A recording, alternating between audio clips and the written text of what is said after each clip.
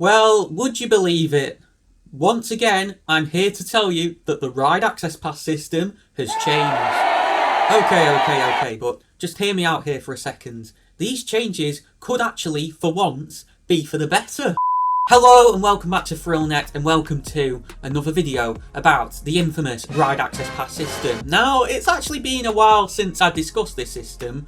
Well, not really actually, because I did actually film a video last Saturday having another rant about the pre-booking and something very, to put it nicely, silly that Alton Towers have done. However, during the editing process of that video, some pretty big news surrounding RAP came out. So yes, I'm essentially having to film that video again. So those of you who've used RAP before, obviously if you're a disabled guest who's entitled to use it, it's a virtual queuing system for those who find it difficult to stand in long physical queues and whatnot. And essentially before at Alton Towers and Thorpe Park, you'd get given this time card and you'd go up a dedicated queue line and you'd give your card to the staff member and they'd write a time on it, and that would be the time based on the main queue time of that ride that you'd be able to go on your next attraction. So essentially you'd be waiting virtually instead of physically, although you might have obviously a short physical wait if multiple ride access pass users would want to use that same ride in that same time, so to speak. But essentially during the latter part of the season, a small number of guests, when collecting their time cards from guest services, which if you're a RAP user you do at the start of the day when you arrived at the park, they were asked if they wanted to try out a brand new digital RAP system, and essentially they were offered to scan a QR code and download a brand new ride access pass app that Merlin are been developing. And it seems that that trial must have gone pretty well, and the feedback that the park received, I assume they asked all these people to fill out a form to give them feedback at the end of the day and whatnot. All that seems to have been received pretty positively, because a couple of days ago as of recording, the pop-up of doom, as I'm going to call it, on the Alton Towers website, and it's on all the other Merlin theme park websites as well, that essentially was informing you when you went on the accessibility pages of the website that if you wanted to use the ride access pass system, you had to pre-book a reservation in advance on a limited first come first served basis. That pop-up is now gone and has been replaced with a brand new pop-up. So you're essentially now instructed on the Alton Towers website to download the Ride Access Pass app that's now gone live and is available on the Play Store for Android and the App Store for iOS. Now the Thorpe Park website interestingly still shows the pop-up of doom as of recording. However, the system has gone live for that park as well. They just haven't updated the website to put the link to download the app. But yeah, essentially this app is not only going to be used as a replacement to the time cards for your virtual queuing, it's also going to be used from now on instead of the website for pre-booking your ride access pass reservations. So you can no longer pre-book ride access pass reservations through the Alton Towers website. Now a quick disclaimer before I get into how this all works: this is not the same as the Reserve and Rides digital ride access pass system that Legoland and Chessington introduced about 5 years ago. I've never used that system, but I've not heard great things about it.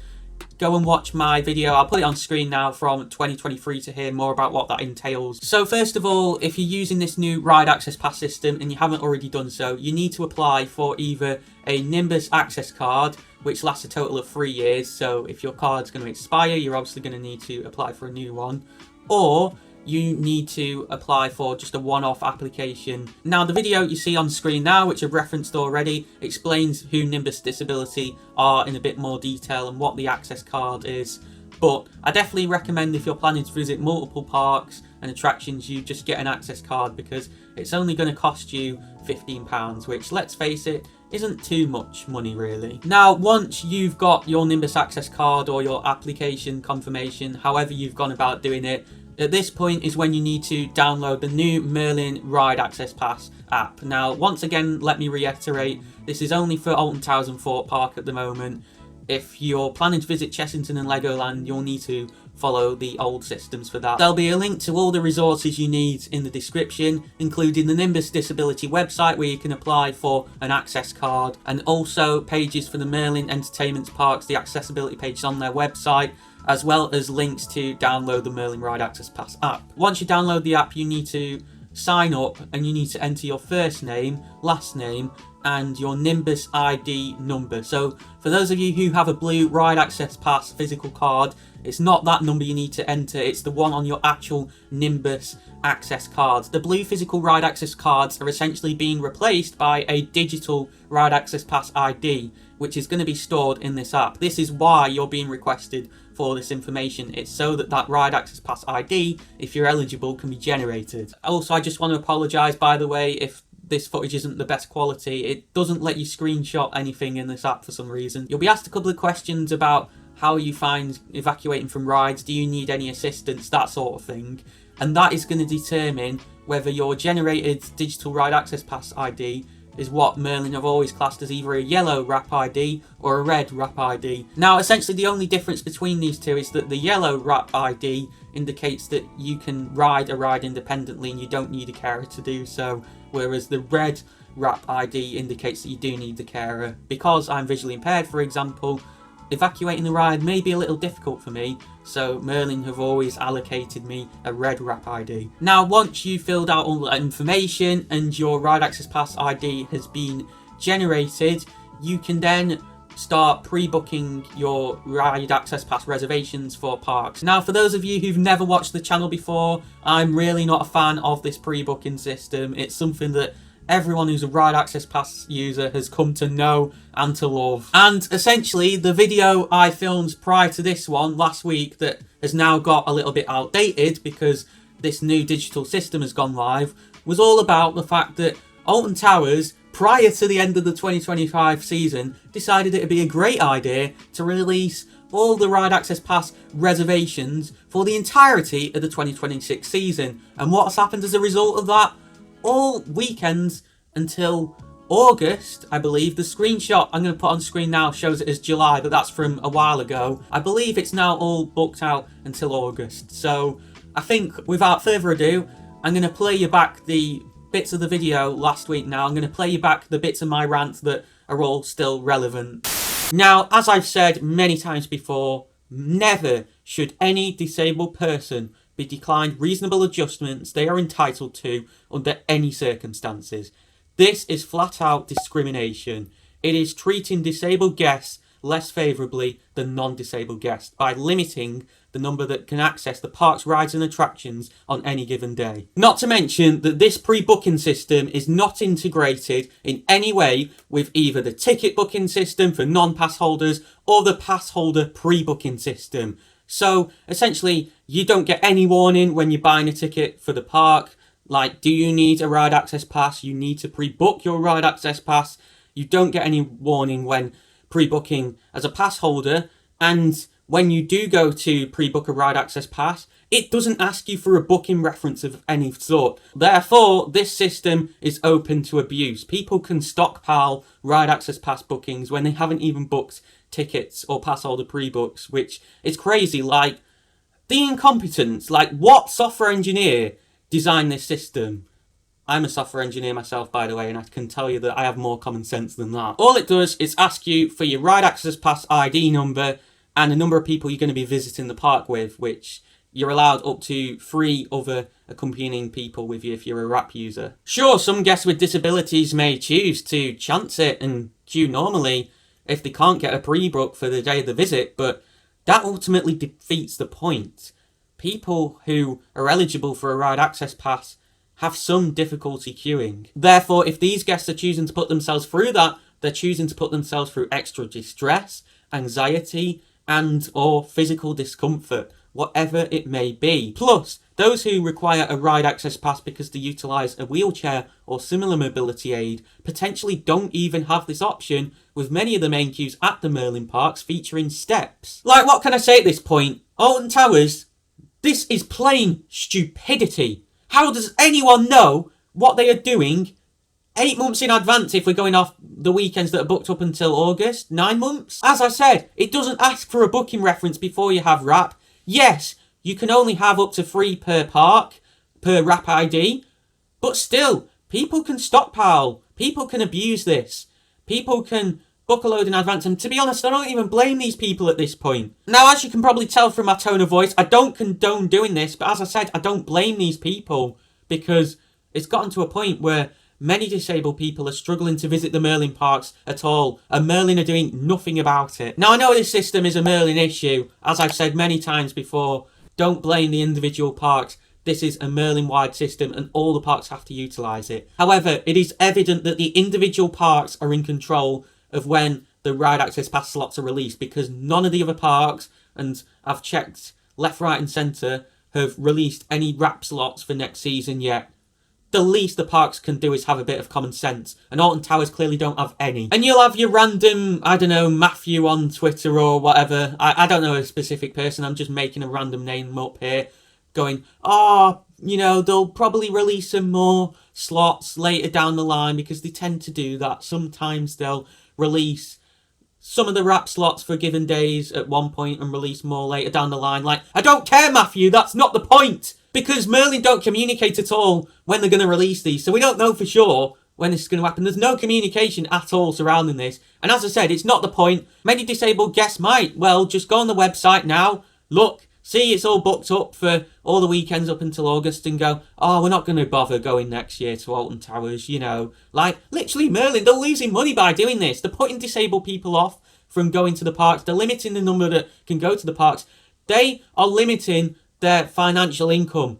Do they really want to be doing that when they had a £500 million loss almost for the 2024 to 2025 financial year? And as I've said in the other videos I've done on this topic before, I'm not going to repeat myself, but there's other ways they could trial and look into that could help mitigate the lengths that those wrap queues were getting to. Maybe having better ride availability would be a start, wouldn't it? It's not making it over, just keeps rolling back. Good old Hyperia. I've never known a corporation take such little accountability for their actions, and this applies particularly to Alton Towers. You know, they rely on the fact that they've got really good visitor figures. Their visitor figures somehow rose by 12% in 2024 after Nemesis Reborn opened. It was recently reported. They've set up this content creator program back in 2024, so they have all the big content creators glazing them and stuff, and they just use this as an excuse to ignore any other constructive criticism. And it's not just the small channels like me, sat in my bedroom in the northwest of England, who are speaking about this now.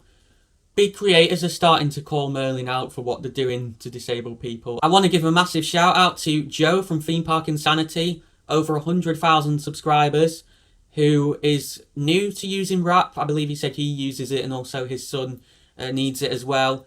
Well done for leaving the content creation program. Big up to you, and for doing a video on this topic. Thank you for spreading this feedback to a much larger audience than I have. Another thing that's come to my attention since initially recording this video is that you are now unable to book ride access pass reservations from after when your Nimbus card expires. So say your Nimbus card expires in March, which is my case, it won't let you view even the availability for April onwards, let alone book it. Now, I have mixed feelings on this because on one hand, it could help stop people pre-booking as much because there's obviously less days in advance they can pre-book.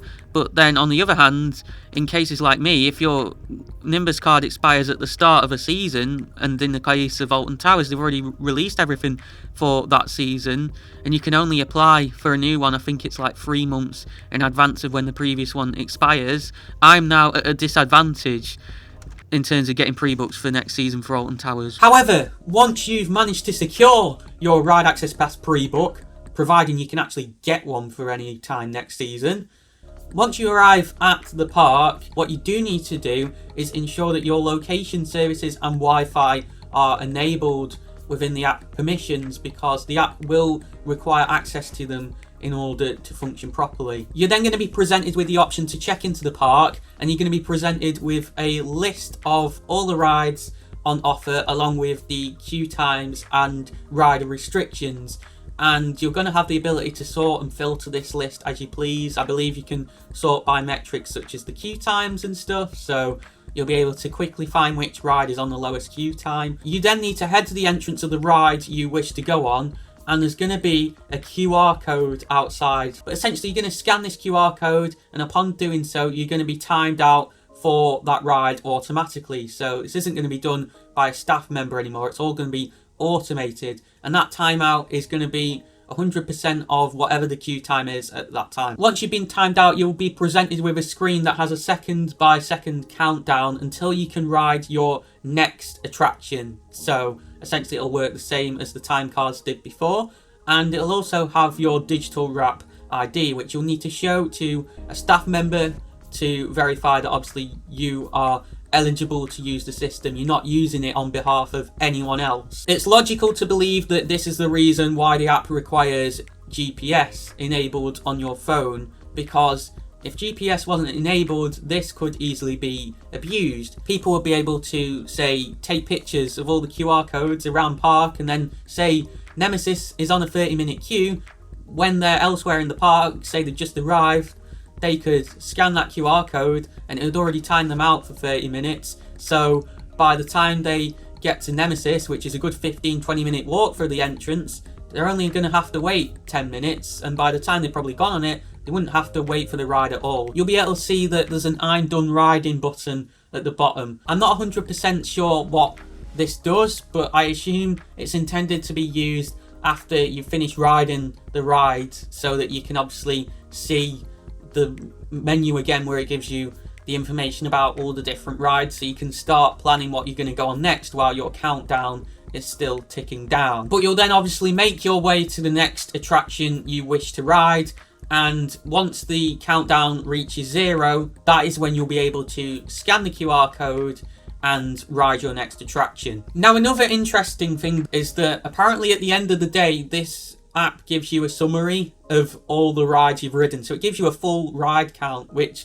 is really cool. I'm not aware of any other park specific app that does this. Obviously, people have made apps that count the rides you've done, such as Auto Ride Count, for example. But it's really cool to see something that's obviously been done numerous times before in fan-made theme park apps be done in an official theme park app. Now, some of you who've watched the channel before may already be aware of this, but I'm actually a software engineer. I have a degree in software engineering, and I'm actually working on my own theme park app known as Park Buddy. I think a lot of these features would be great inspiration for that. The whole checking in parks thing is something that I'm looking into doing. I'm looking to make it so obviously you can plan visits beforehand, see park information, but then there's a whole check-in mode where you check into a park, and based off the rides you're interested in that you've told the app, it'll recommend rides to you based on queue times, the order to do them in. You'll get notified when queue times rise, drop, that sort of thing. So it's going to be really cool to see this app hands-on, and maybe it'll help me out a bit. But with that all being said, what is my verdict on this new system? What are the benefits and the drawbacks of it? Well, I think an obvious benefit is that it keeps everything in one place and therefore makes the system easier, quicker and less stressful to use, especially when it comes to actually getting your ride access pass sorted initially. The current system's really fragmented. First of all, you have to apply for your Nimbus access card or application on the Nimbus website, which obviously still applies, but then you had to link it to a ride access pass application on a website. Then you had to go to guest services to pick up your physical ride access pass ID and time card. But then before doing that, you had to pre-book your ride access pass reservation on just like another web page, and it was all over the place. But now there's literally 2 steps. All you've got to do is apply for your Nimbus access card and then download the app, enter all your Nimbus details, and you're good to go pre-booking and using the system. Now, another benefit that I actually forgot to address when I was initially going through this system is that you're now going to have the ability to easily cancel ride access pass pre-books. Now, this should help that stockpiling issue I referenced in my previous video, the footage I cut back to. And, you know, if people book months in advance on the off chance that they're going to be able to visit, if it turns out they're not going to be able to visit, they're not going to visit whatever, they'll be able to cancel those, which should help improve pre-book availability. Now, there was actually a way to cancel before, but apparently you had to like email someone and fill out a form and stuff. I didn't know how to do it, put it that way, so I'm sure a lot of other people didn't, and I'm sure there was plenty of people booking ride access pass reservations who weren't turning up, meaning that plenty of others were missing out. What I will say though is Merlin need to really be enforcing, you know, sanctions on people who aren't cancelling these, they're not showing up to the parks. I believe before they did have some sort of 3 strikes and you're out approach, where if you didn't turn up 3 times, you'd lose your ride access pass, you wouldn't be able to use it anymore and it'd get deactivated. Well, now there's absolutely no excuses if there's a clear cancel button. It should be a 1 or 2 strikes and you're out. Like, you know, if you don't turn up once, you don't cancel when you're not going to be turning up, you get a warning in the app.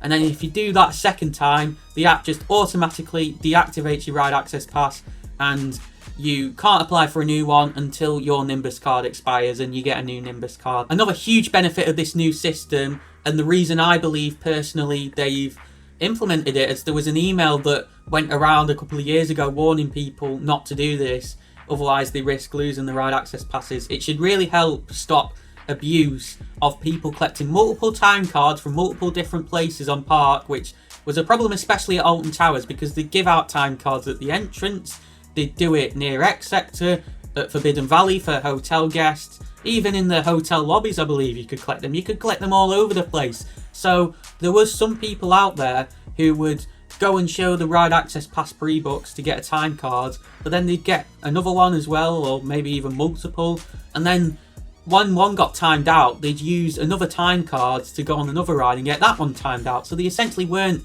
waiting at all, they were abusing the virtual queuing system that was essentially meant to be. The only way to abuse it now would be if you had multiple phones with multiple instances of the app on and the staff weren't checking the ride access pass IDs, because obviously you can only have one ride access pass ID in the app at a time, and it's going to check to ensure that you're not obviously duplicating it across multiple phones. As long as they're checking them, there should be no way to abuse this. Another benefit is that timeouts should now be theoretically always 100% accurate based on estimated queue times, and there's not going to be any human error, because before, if your staff member was checking it, they might accidentally write out the time wrong.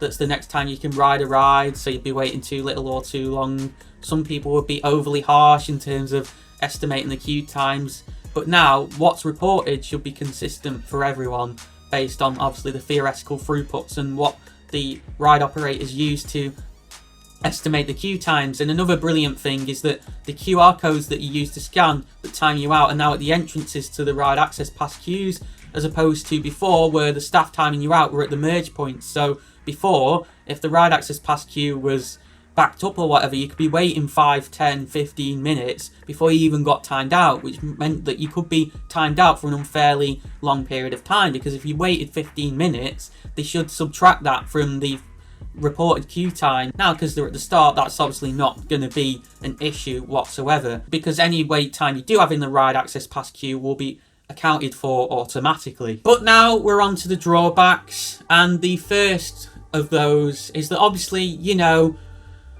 a diverse range of individuals use the ride access pass system for very different reasons, and we can't be sure that everyone eligible to use the system may have the ability to use the app or a mobile phone in general due to an array of disabilities. They may find it too stressful, anxiety inducing. There could be all sorts of reasons, and if these people don't have a carer with them, then they're going to be a little bit stuck.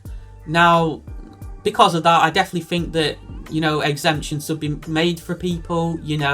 People should have the option to use the old system if they want to, and there's a justifiable reason for them to do so. Obviously, in terms of documentation and evidence and that sort of thing as to why someone should use the older system, that's going to have to be handled by Merlin, as there's no way to identify that someone would require that within Nimbus. There's nothing in Nimbus in any of the access cards criteria that says anything along the lines of this customer may have difficulty using digital devices, digital technology interfaces and that sort of thing. Now, I know many of you may be wondering how accessible this app is for, say, visually impaired people, because I obviously didn't mention visually impaired individuals in terms of the people who may have barriers to accessing it, which is a bit ironic considering I'm actually visually impaired myself. Well, I have heard that the app is actually accessible with the iOS screen reader. For those of you who use Android devices, I can't confirm or deny whether it's accessible for that. But massive shout out to Iona from Access Coasters for confirming that one to me. And also, more generally speaking, from a user experience standpoint, using my limited knowledge of the field as a software engineer, the app seems pretty intuitive. It's got a relatively simple interface, and there's great use of bold fonts and high colour contrast throughout, which is brilliant to see. Another glaringly obvious issue is that this app is going to be an absolute battery killer. Like, what if your phone runs out of battery midday? Like, you are going to be stuck. This is a real problem that needs addressing, and I believe the obvious way to address it is that Merlin need to offer a power bank to every person who's going to be using this app. They can, you know, it's fine to do so with a deposit. You know, you pay a £10 deposit for a power bank, you hand that power bank back at the end of the day, and you get the money back. That's as simple as. And when I talk about power banks here, I'm not on about the rubbish ones they have at Thorpe Park that you can hire out for 30 minutes for like £2 and they charge your phone like a pitiful 10%. And I'm going to get Ben to go to B&M and buy himself a power bank. Yeah, I'm going to have to. I'm on about like a proper power bank that you could buy from a shop, that sort of quality that you can use all day, hand back at the end of the day, so that if your phone gets low on battery, you can charge it up for a bit and it charges pretty quickly. Another dilemma with this system is that, yes, there's a cancel button, but what if people don't cancel their pre-books? Yes, we can take their wrap off them, but people are still going to lose out. Which ultimately leads me on to the elephant in the room with all of this, and that is that it doesn't address the biggest problem that all of us Ride Access Pass users have been having in recent times, and that is that the pre-books themselves still exist. And as I mentioned in my little rant before, and as I've said many times on this channel over the past couple of years, it's a completely discriminatory system. And not only that, but what happens if someone breaks the leg a week before the theme park trip? What do they do? The pre-books will likely all be gone by then.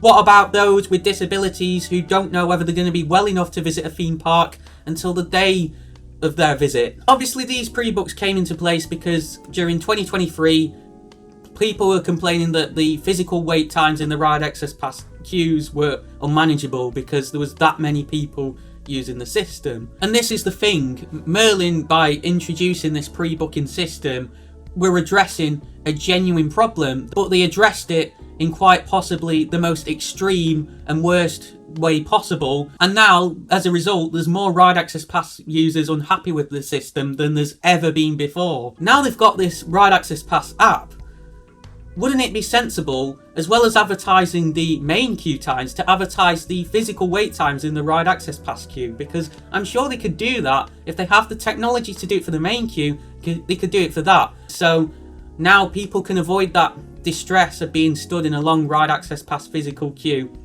altogether. They can see that before they even get to a ride, when they're elsewhere on park, that they're going to have to, say, wait 10 minutes physically as a Ride Access Pass user before they got on the ride after scanning their QR code. Or maybe another ride's 20 minutes and that's too much for someone, they then know to avoid that ride. I genuinely think this app could well be the solution to the pre-booking problem. It would make it so people aren't putting themselves through unnecessary pain and anxiety or whatever it may be, standing in Ride Access Pass queues they can't cope with, while eliminating the need to cap the number of Ride Access Pass guests who can use the system to cater for that. I'm not saying do what the Reserve and Ride system apparently does for Legoland and Chessington and cap the number of people who can go in a Ride Access Pass queue at any time. I mean, even doing that would be better than having a pre-booking system and preventing people from using the system altogether. Sure, you know, because then they could still come on park. It'd just mean they might not be able to ride Nemesis at 11 o'clock or whatever because it's too busy. They might have to wait till 1 o'clock. What I am saying is just keep people informed and keep things transparent so that they can make informed decisions for themselves. That is the way forward with RAP, in my opinion, because it's how it should be. At the end of the day, you're never going to be able to cater to everyone's need to use it because a diverse range of people use it. But if you're transparent and clarify things with people, they can then make the decisions that's best for them. But there we go, I've waffled on for long enough now. That's everything there is to say about the brand new system.